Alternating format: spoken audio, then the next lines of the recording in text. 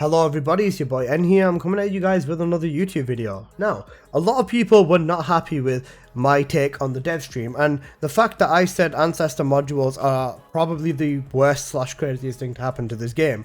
Now, a lot of people don't understand the math behind them, or just how a lot of fundamental stuff in this game works the way I do. So, I'm going to at least try helping you realize why Ancestor mods will break the first Descendant. Let's get right on into today's video. Now, let's start off with the big image of the Ancestor mod. Now, this image over here, you can see the Ancestor mod for Bunny is absolutely ridiculous. Crit rate, crit damage, electric skill power with negative defense is ridiculous. Crit rate and crit damage, along with just the Bunny setup we have already, this will allow for permanent crit with Bunny, as well as an absolutely ridiculous boost over to her crit damage multiplier, which is just going to make Bunny insanely broken. If you don't know already, with the crit setup that I run and I've put in my videos multiple times, Bunny can one-shot Purge, one-shot everything inside of Purge, she can one-shot everything in Axion, one-shot everything in Vessel, she can literally one-shot everything in the game with Condense, even the Colossi, leading all the way up to something like ridiculous, all the way like Molten Fortress, I believe. But with the Wave Eruption Beam Bunny build, you can destroy every Colossi, change your elements to nuke the Colossi even faster, so this makes crit viable, or crit even more insanely viable with the Beam build for permanent crits, as well as with the Mobbing build to make basically permanent crit Bunny a viable thing. Now, people shame me for being a Bunny main. That's fine, that's whatever, but at the same time, you can't really forget that I'm still one of them people that have 60-catted almost every Descendant in the game, and there's a reason I've done that. I've done maximum builds on every character for that exact reason, and I've got a lot of experience with building all the characters, and I put a lot of time, money, and literally, well, content creation is my life, so trust me when I say I take this stuff seriously. Now, with this was the big Ancestor mod reveal, right? So let's have a look at what actually came out of it, or what does this mean. We get more power for basically the same content, and then the content gets nerfed, like Warcrasher getting a crit resistance decrease, so a critical hit resistance decrease, so like that just completely annihilates the fact that, you know, we can just crit him even harder now. Like, the game goes in a very strange direction. Now, let's go back to the main topic over here. The main topic being the max rolls. Now, in the corner of the dev stream, I saw this, and I took a screenshot of it to look at this and realize, holy shit, this is not okay. Now, a lot of people will look at this and be like, yeah, this is whatever, but this is insane. Just for reference over here, if you look at my singular reactor or fusion reactor, reactors on the actual substats don't go anywhere close to 0.1. The at max is 0.07. This goes to 0.7. This is already like 100 times stronger than a reactor. Let's just throw that into context for you. But we're going to make this, I'm going to put this into context for you even more against the gameplay and show you some characters. More specifically, Ines, Freyja and Bunny are going to be the three big hitters I'm going to be focusing on, at least. So this will be an interesting one to have a look at already. Now, with this is going to be a oh wait, no, sorry, not 100%, 10 times. I'm tweaking. I'm so cooked with numbers, and it's literally 3 AM, so forgive me for that one, guys. But basically, this is a ridiculous multiplier increase. Now let's have a look at this crit rate and damage. Crit rate is 329.8% and crit damage is 217.7%. Nothing can prepare me for how crazy this was. Other than that, they do have something I want to mention as well, being they've got fusion skill power fusion skill power boost ratio and fusion skill power modifier on the same thing. If you can roll both of these, for example, get fusion skill power modifier, fusion skill power, and crit rate on Bunny, that's going to be absolutely ridiculous, especially given that this is going to just scale and it's going to go absolutely ballistic with everything that we already have. Now, let me have a look at Bunny and show you what Bunny is basically about. Now, with Bunny, this 33% is about a 1.3% base crit rate. sorry, let me go back from the beginning. As you can see here with the crit mods, when we stack all crit mods on at the same time, this is about a 207% increase. When we add the tree into the mix, this is 32%, and then once we add the reactor damage multiplier and the blue beetle and everything and all of that, yada yada yada yada yada. Let me just go up to my screenshot because I was calculating this with you know, all of that sort of stuff. When we add all the crit stuff in at the same time, this makes our total crit rate with Bunny 489%. Sorry, crit damage, not crit rate, I'm tweaking. This makes our total crit damage 489%. Now, if we take Bunny's base of 1.3 crit damage, and we add all of the crit damage sources to that, which in this game is 265%. This is across reactors, tree, and the modules. And have a look at these Ancestor mods again. These Ancestor mods scale up to 217%. Almost the full crit damage of every single thing in the entire game. When I look at my Bunny's modifier already, this is 4.838 times. Now, when I shove the Ancestor mod into this as well, at least with a calculator, this would basically scale it up to 7.65 times multiplier, right? And let me just give you a quick show of gameplay, because that will definitely help us with a little bit of the explanation right now. With Bunny specifically, let's have a quick look. I'll just grab this quick clip from here, from my NVIDIA replay thing, because I was just testing this. When I run Bunny and run an electric condense over here, you can see my condense hits for around about 91 million. So if we take this 91 million and we change the multiplier from 4.838 and change it to 7.657, this 91 million in fact becomes a nice 143 million. Yeah, that's a big increase. And if we look at that mathematically, it's around about a 50% increase just from the base thing. Now, a lot of people will be like, oh, it's just 50%, who cares? This character can already one-shot everything in the game. This power is ridiculous. And the thing is, this doesn't just apply to Bunny. This is on, like, everyone. If we apply this over to, let's say, for example, Freyja. Let's have a look at Freyja. Now, with Freyja in this gameplay, I just use the crit setup. I use crit, toxic and all of that. And in this gameplay, you can see my ticks are around about, let's have a quick look, 635 million. Oh, sorry, 635 million. God, I wish. No, I don't wish. Actually, that'd be crazy. 635,000 with my toxic ticks around about here. Yeah, 635k. There you go. We'll go with that because that's her high point in the ticks. Now, with Freyja, she has the exact same stats as Bunny. So she has that exact same 4.838 multiplier with Freyja. So let's pull the calculator up over here and let's give the ratio to it. So Freyja's original multiplier was 4.838. So now instead let's times that by the new multiplier of 7.657. 7.657. Freyja's crits end up basically around about this. Oh wait, sorry, I meant to divide it, not multiply it. I'm tweaking. Let me do this again. If you know how to use a calculator, please let me know because I suck at this apparently. If we do this the other way and have a look at this as well, you'll see that the 7.657 multiplier and divide that by the 4.838 multiplier, you'll see that the change is 1.5% because I was reading it the wrong way apparently. So 7.657 divided by the 4.838, there you go, 1.5 times change between the multiplier. Now we multiply this by the damage that we were getting with Freyja, which is the 635,000, and you will see that Freyja is easily capable of hitting over 1 million damage on her critical hit ticks.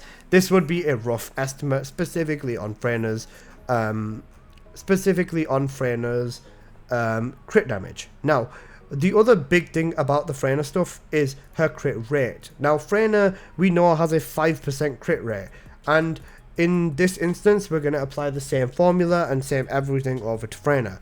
Our crit rate sources total up to 339% from mods, reactor, and the tree, so it's a little bit higher because, you know, just the way the game is, and this will give us a total of 339% for Freyja's crit rate. Let's have a look at that Ancestor mod again and realize that this is 329%, basically doubling it. Now if we do this and we have a look at Freyja's crit rate and we add them together, this will go from about a 20 or about a 13-ish odd percent on the stat page, at least is what it would show. If we double this, literally because of the tree, this will go up to about a 38.4% on Freyja from her 5% base. That is crazy.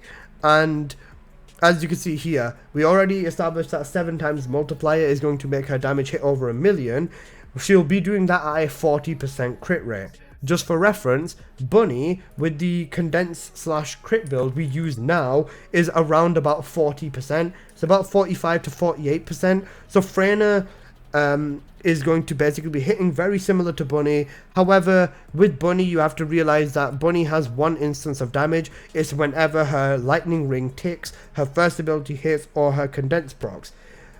With Freyja, she's not limited to this. Freyja's toxic will tick, tick, tick, tick, tick, tick, tick, tick, tick, so many times in a second. And we've got crit Freyja being an absolute beast as well. This is something that I think is a very, very, very big step up. And it just goes to show you why Freyja is absolutely ridiculous as well. This is a system that truly takes the fundamentals of your Descendants and, at least with the stats, makes them absolutely ridiculous. Now, I do want to say that I am obviously assuming that this is because all because the way that the Ancestor mods will work is the same as the normal mods, and there'll be like no other weird calculations or just stuff like that on the cores or on the adjustment rolls. So this is just me talking from a base stat perspective and all that sort of stuff as well. Now, I want to quickly show the Inés test that I did as well, because the Freyja one was also another thing. So with the Inés test that I did, over here, you can see here the main ticks around the middle at least are about 119,880. So I'm going to basically use that as the Inés baseline number at least. So 120,000 damage at least with her 4th ability. Now with Inés, when I looked at her stats, has a base of 1.5 times critical hit damage multiplier. However, once we do put a full build onto her, that goes up to a on her crit damage, this goes up to a 5.485 times multiplier.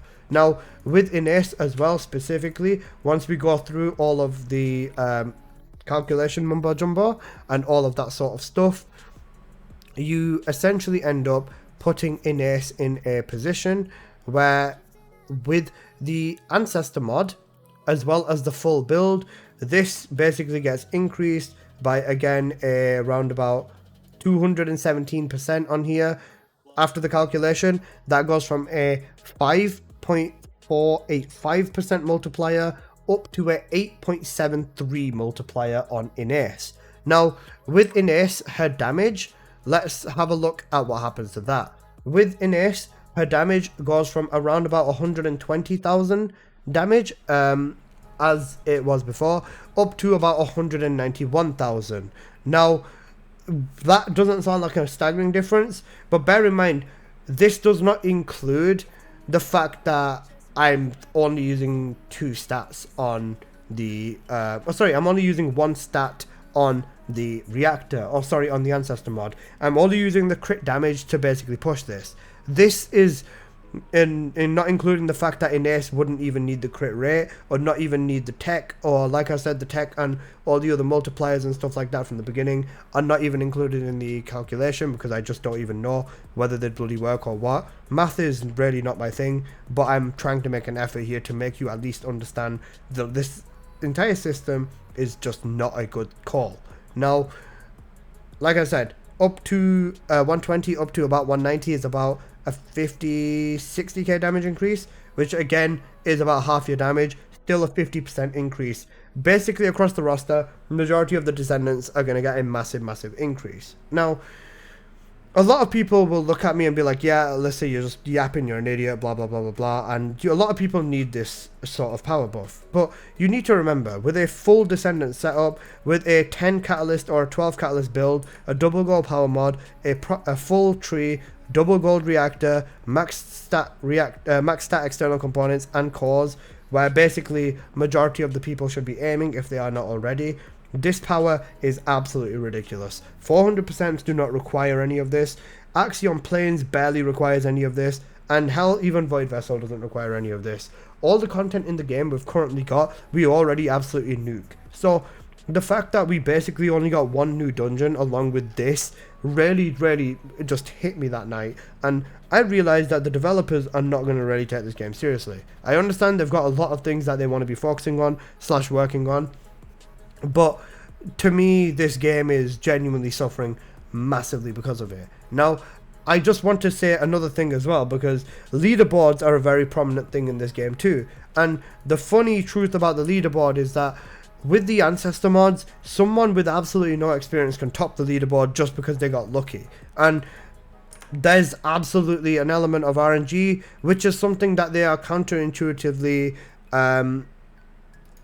bringing back. With these leaderboards over here, specifically this bunny one, I'm, even with a sub 1 minute run, kind of cooked. Apocalypto still fighting for it, my god. But look at these runs. With these builds, it's basically just RNG crit fishing. If everyone gets crits 100% of the time, it's about who gets the lucky number, who gets the highest number of crit damage multiplier on their Ancestor mod, and it basically brings back RNG into the game, which is something they permanently tried to destroy.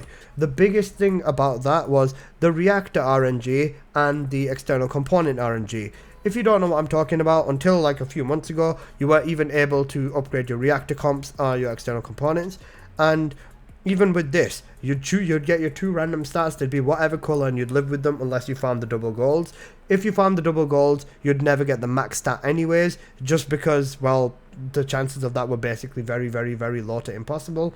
And now we've just got every single component basically the same. Now, what they did with that was they basically deleted all RNG. The only thing that's RNG in a build is a trigger mod, and if you get a max stat anyways, there's no RNG anyways. Between myself and you, the viewer who is watching, if you copy this setup and you get the max stat trigger mod over here, you copy the reactor, get the exact same stats on your external components, your cores might be slightly different, and copy my tree and copy my inversions and my weapons, there is literally zero difference between what I'm running and what you're running, which is something they really focused on getting rid of, to basically reduce player skill gap, because a lot of players were complaining they couldn't do it. But then they are introducing Ancestor mods, which basically brings that entire realm of RNG back. I'm all for it. I love farming, and I just think that this is a very odd decision and definitely counterintuitive from them. Another thing I also want to mention is that this is just broken power scaling at its finest. When the developers said in the Q&A section that they're doing this to help achieve balance, I don't think these developers play their own fucking game, apart from going in the lounge and wanking their dick. Because even when Serena came out, I remember the developers very vividly on that stream saying, you guys surpassed our expectations and we didn't expect this to be possible. Instead of nerfing Serena, they just said, wow. They introduced the Ice Maiden with 10 times more HP, Serena annihilated it, and the developers were definitely upset because they released Ice Maiden Challenge. What did they do then? They were also mad that Ice Maiden Challenge can still get nuked by Serena, and the fact that they just didn't understand their character, the multipliers, or how their own shit worked. TFD genuinely needs its own testing team, a proper dedicated group of players who are very focused on this game and are willing to test stuff properly, so developers can get the top end of the balance right. Even in the middle end, if it doesn't make the game perfect, it's completely fine. If the top end of the gun with 10 catalysts and gold cores is a good, strong gun and still introduces balance into the game, it will make a massive difference. The same can be said with Descendant toolkits and stuff like that. But honestly, they really cannot be pushing excuses the way they are anymore. The fact that they've said, we're sorry every single dev stream apart from the last one before this is a fucking record. I've never seen so many apologies from one dev studio because, well, they just let this slide every time. And as a community, we should really consider whether this is the right direction, not in terms of the power scaling and stuff like that, is whether we're just going to keep tolerating the shit from the developers. At the moment they introduce a Bayonetta skin or a Bayonetta emote of your Descendant spreading your legs, a lot of people seem to forget the fact that a lot of the things that they are doing right now is a temporary fix to a permanent problem. If you look over at the Descendants, a lot of people have been insanely hyped about this Hailey rework, right? And I've 60-catted Hailey. I fucking loved her. Hailey was literally one of the reasons myself is in this position that I'm in, making content right now, because carrying in preseason with alongside Lepic was Hailey's main purpose at the time. She was a bossing beast. Now they're pushing a build where they are essentially making her speed reduction go, which was something they fought against so hard, claiming it was a part of character identity. Just shows that they don't even give a fuck about the character anymore. The identity's gone, who cares, because this entire game is basically just break it and hope it works, or just do something dumb and don't test it and see what happens after. It just feels like a social experiment at this point. And even with that, Hailey's mobbing build is still going to be good, but when it comes to mobbing, what's the gold standard? Because it's definitely not fucking Hailey, it is Bunny. If she can't be on the same speed as Bunny, she needs to out damage Bunny. Is that even possible right now? Literally no. Bunny's crit setup is just too ridiculous, and we're adding permanent crit rate on top of that. I love Hailey, don't get me wrong, and the developers are making cool changes. Like the Hailey rework was very long overdue, but I just don't think this rework is going to help the game in its major problems. Hailey rework is definitely a good thing, don't get me wrong. I'm not saying it's a bad rework. I'm still going to work and do everything and all of that, yada, but I just think that the developers really need to start focusing on the bigger picture. This game is running out of time. The player count on Steam says a lot, and just in general, I don't know how much longer this game is going to keep going if the developers don't make some swift, important, strong decisions and really make a fucking statement with this game. Another thing I wanted to mention as well, trading, caliber fee, absolutely fucking ridiculous. Even if there's no fee in the end, you still lose caliber off the fees for the buyer. It just gave me a headache. I couldn't even be bothered. And the other funny thing is that markets and economies and stuff like that genuinely work very well when there's people invested in the market. In this game, there's so little players right now that I don't even know if a trading market would work at this point.